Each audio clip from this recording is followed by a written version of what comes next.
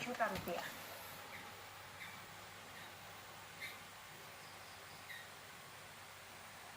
Lalu yang kedua, belanja melalui daring atau online. Pengenaan bea cukai materai tidak terbatas hanya pada dokumen elektronik atau digital, melainkan dari setiap transaksi daring atau online yang nilainya di atas 5 juta rupiah. Nantinya pembayaran bea materai akan masuk dalam struk belanja.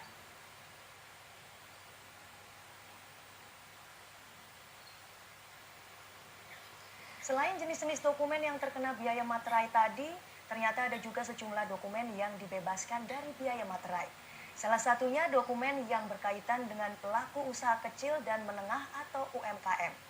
Selain pengusaha kecil, dokumen yang bersifat penanganan bencana alam dan keagamaan, serta juga bersifat non-komersial, juga mendapat fasilitas pengecualian dari bea materai.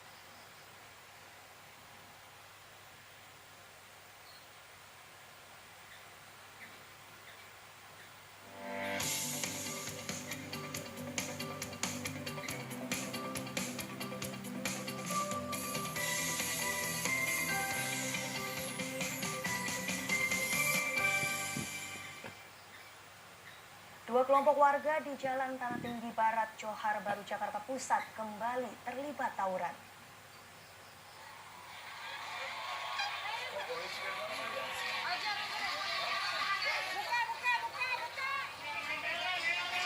Kedua kelompok warga ini saling serang secara tiba-tiba.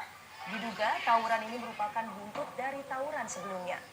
Mereka melakukan aksi balas dendam karena satu orang dari salah satu kelompok ini meninggal dunia akibat terkena senjata tajam.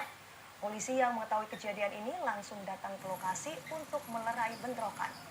Meski demikian, tawuran ini tidak berlangsung lama. Kini polisi sedang mendalami dan mencari pelaku utama atas kasus ini.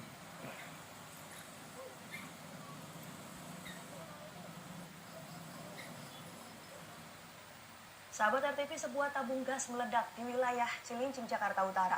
Akibat peristiwa tersebut, 1 unit rumah warga rusak dan 4 orang lainnya terluka.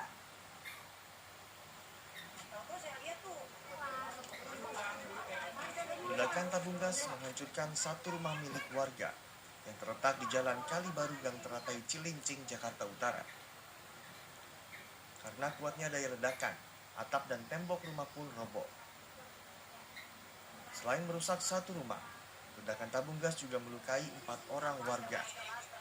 Dari 4 orang yang terluka, 3 diantaranya menjalani perawatan di rumah sakit. Dan sementara, tabung gas meledak akibat mengalami kebocoran.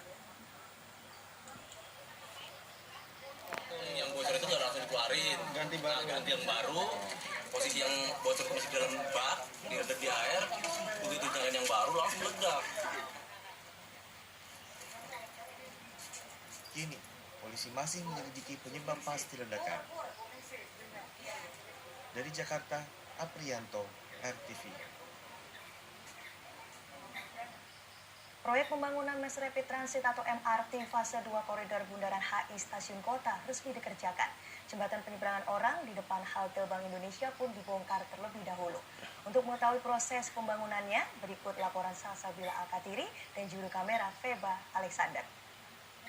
PT MRT Jakarta akan membongkar jembatan penyeberangan orang JPO yang berada di halte Bank Indonesia ini untuk proses pengerjaan pembangunan proyek MRT tahap kedua.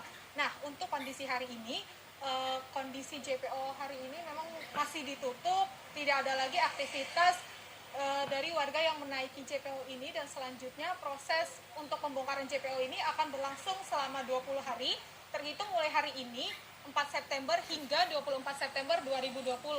Nantinya untuk proses pembongkaran JPO ini akan dilakukan secara bertahap oleh PT MRT agar tidak mengganggu masyarakat yang melintasi di area JPO ini.